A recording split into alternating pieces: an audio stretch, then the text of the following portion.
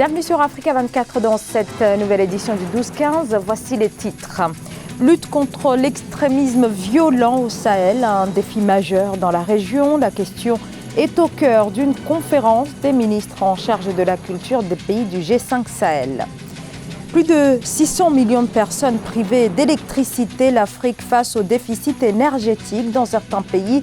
C'est moins de 10% de la population qui dispose de l'électricité. Quel impact dans la vie quotidienne, mais aussi sur les économies, le décryptage à suivre dans ce journal. Arrivée ces dernières années de marques africaines dans le milieu du prêt-à-porter, à l'instar d'Ikalouk, une marque malienne qui entend bien un jour rivaliser avec les plus grands.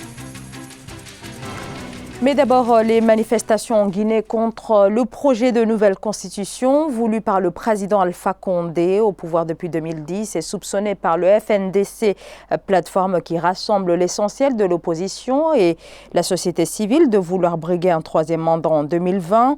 Au moins 3 personnes ont trouvé la mort depuis lundi durant les mobilisations. Des ONG et des pays comme la France appellent à un retour au calme face à la contestation durement réprimée, et ce à plusieurs reprises. Le bilan fait état d'au moins 20 civils tués depuis le début de la mobilisation. Et ouverture ce lundi 15 janvier à Bangui, en Centrafrique, du procès des crimes commis à Bangassou en 2017, premier appelé à la barre, Kevin Béré, l'un des commandants de zone de la milice anti-Balaka de Bangassou. Plus de 30 prévenus comparaissent. Ils sont jugés donc pour leur responsabilité dans le massacre en 2017 de dizaines de civils et le meurtre de 10 casques bleus dans cette ville du sud-est de la Centrafrique. Quelques jours après le sommet de Pau en France, une conférence des ministres de la culture des pays du G5 Sahel s'est ouverte ce mercredi à Ouagadougou, au Burkina Faso, durant 3 jours. Les ministres et des experts vont se pencher sur les différents moyens, notamment à travers la culture, de prévenir l'extrémisme violent dans la région. Reportage de notre correspondant Jean-Paul Ouedraogo. Il s'est ouvert à Ouagadougou ce mercredi 15 janvier la conférence des ministres des pays du G5 sur le thème « Contribution de la culture à la prévention et la lutte contre l'extrémisme violent au Sahel », placé sous le patronage de Roch Marc Christian Kaboré, président du Faso, président en exercice du G5 Sahel. L'initiative participe à la recherche de solutions efficaces et durables à même de faire de l'espace une zone économiquement intégrée, socialement prospère et culturellement riche. Il faudrait chercher à guérir l'humanité du flot de la guerre par des méthodes appropriées, notamment l'enseignement et la promotion des valeurs cardinales, de sorte à prévenir, sinon à réduire la violence. En plus des ministres invités, plusieurs acteurs du monde de la culture prennent également part à cette rencontre. Le thème en relation avec la situation sécuritaire de l'espace revêt un enjeu particulier, celui d'intégrer dans la vision stratégique du G5 Sahel le financement structurel du secteur de la culture au regard du contexte, ce afin qu'il puisse contribuer à faire régner la paix et la cohésion. Il faut absolument construire les outils nécessaires pour rendre la présence humaine, la cohésion sociale, la rencontre des peuples, bref, la vie, il faut la remettre à sa place. Et ça, c'est la culture. Des décisions politiques majeures sont attendues à l'issue de la rencontre prévue le 17 janvier 2020. Elles seront consignées dans une déclaration dite de Ouagadougou. L'opposition togolaise dénonce des irrégularités touchant le processus électoral devant permettre l'organisation de l'élection présidentielle du 22 février 2020. Pour le Front citoyen Togo Debout, tout est fait pour favoriser le président sortant Faure Gnassingbé, candidat à sa propre succession. Il a été investi par l'Union pour la République, son parti. Élu pour la première fois en 2005, il est en lice pour un 4e mandat, une candidature décriée par l'opposition qui réclame l'alternance politique. Arrestation arbitraire, détenus d'opinion et torture, le bilan en matière de droits humains en Mauritanie, souvent dénoncé par les ONG. Face à la situation, Human Rights Watch appelle le nouveau président, Mohamed Ould Ghazouani, à mettre au cœur de ses priorités l'abrogation des lois répressives qui limitent la liberté d'expression. Philomène Tine. Investi à la tête de l'État mauritanien le 1er août 2019, Mohamed Ould Ghazouani devrait poser les premiers jalons de la protection des droits humains de tous les Mauritaniens, espère l'organisation non gouvernementale internationale Human Rights Watch. Ainsi, il est urgent de réformer la législation afin d'abroger les lois répressives qui limitent l'exercice pacifique de la liberté d'expression en Mauritanie et de mieux garantir les droits des femmes. La transition en Mauritanie comporte plusieurs enjeux. L'un des enjeux les plus importants, c'est naturellement les droits de l'homme. Mais le président, il a clairement indiqué que sa priorité, c'est l'emploi, c'est la santé, c'est l'accès à l'eau. Il n'a pas encore songé à changer le code pénal. Ce ne seront pas des réformes qui vont être faites d'un jour à l'autre. À en croire Human Rights Watch, le régime de l'ex-président Mohamed Ould Abdelaziz avait recours à des lois de portée sur le terrorisme, la diffamation criminelle, entre autres, afin de poursuivre et d'emprisonner les défenseurs des droits humains, activistes, blogueurs et dissidents politiques. Ceci a été une menace des progrès en matière des droits humains depuis plusieurs décennies en Mauritanie. Je pense qu'il faut une réforme sérieuse. Ce ne sera pas du tout facile. La Mauritanie a une tradition de violation des droits de l'homme. La loi sur le blasphème, c'est en corrélation avec la religion. Il y a aussi les lois sur l'adultère et autres.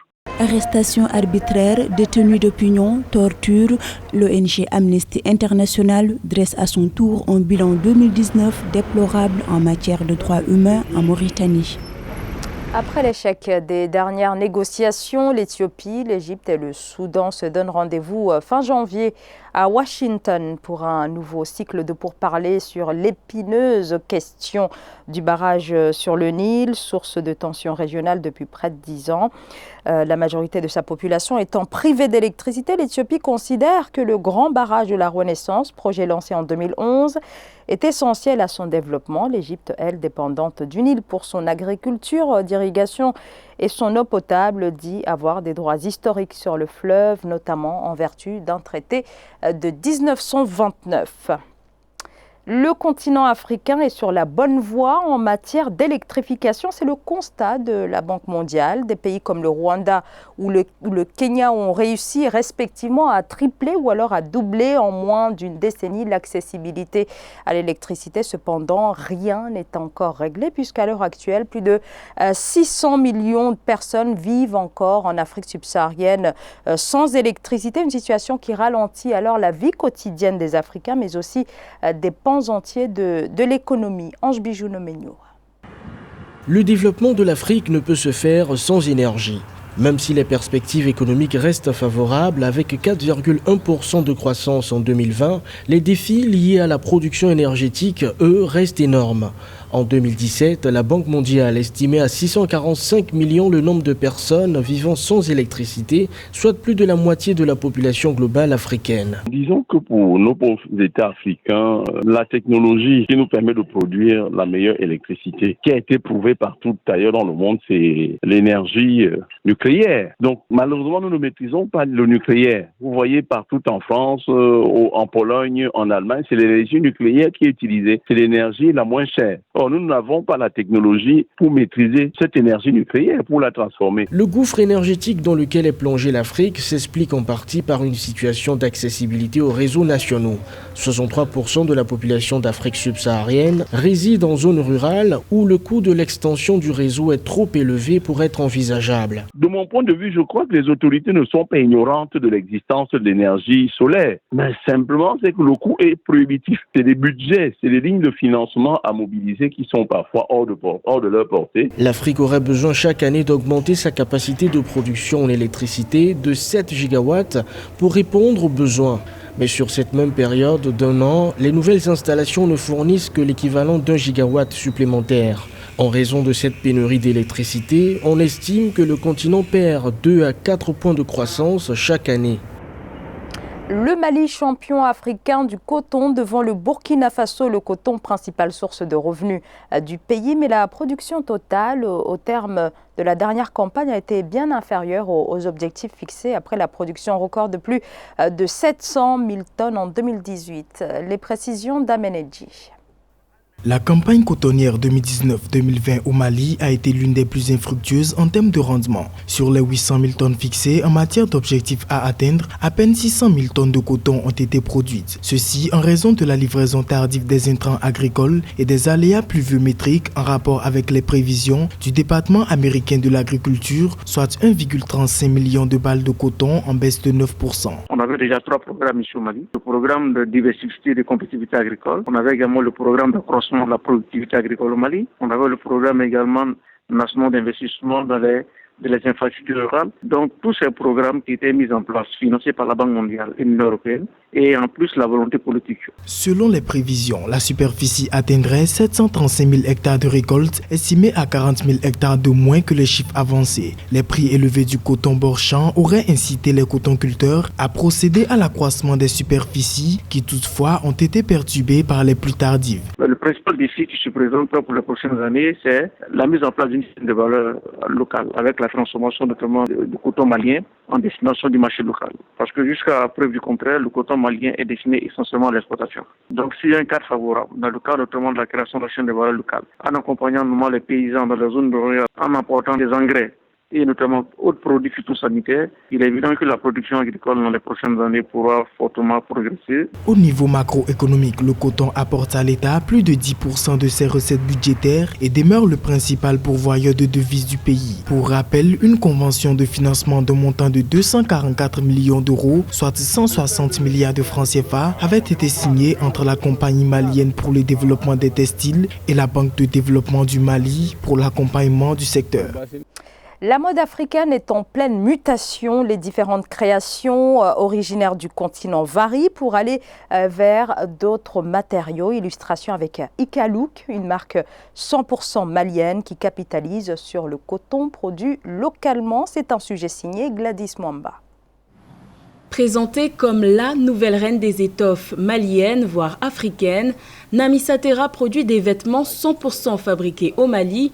À 34 ans, cette créatrice de mode autodidacte a lancé sa marque Ikalouk en 2013, un label qui possède désormais sa propre boutique en plein centre-ville de la capitale malienne Bamako, meilleur emplacement pour toucher son cœur de cible, la femme active et moderne. J'apprécie les matières utilisées, je trouve que c'est gai et je trouve que ça correspond vraiment à mon style de femme active. C'est très pratique de porter Ikalouk. Et quand je porte Ikalouk en dehors du Mali, je sens que je représente réellement le Mali. Namissa surfe sur l'un des avantages de son pays. Le Mali est le premier producteur de coton en Afrique avec plus de 700 000 tonnes produites en 2018. La qualité de cette fibre végétale récoltée à la main dans le pays est reconnue à l'international. Mais le Mali ne transforme que 2% de sa culture cotonnière, qui est pourtant sa principale richesse. Une difficulté supplémentaire pour cette jeune entrepreneur qui est l'une des rares femmes à avoir réussi dans le difficile environnement commercial de son pays. Sa dernière collection Bara, qui signifie travail, illustre d'ailleurs son dur labeur. Bara 2019, c'est une collection qui est faite, on va dire, à 100% de coton malien, inspirée de tout ce qui est esprit jean.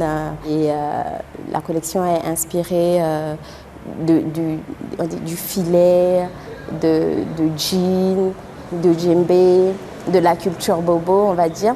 Les entreprises qui transforment le coton en produit fini au Mali sont rares, malgré le potentiel économique élevé de cette activité. Mais grâce à sa ligne de vêtements Made in Mali, Namissa Terra contribue au développement de son pays, notamment par la création d'emplois, pour un succès qui dépasse les frontières maliennes. La marque Ikalouk reçoit des commandes du Sénégal, du Cameroun, de la France et des États-Unis. Ce journal a été réalisé par l'ensemble de la rédaction. Merci de votre fidélité. Dans un instant, une nouvelle édition de l'actualité sur Africa 24.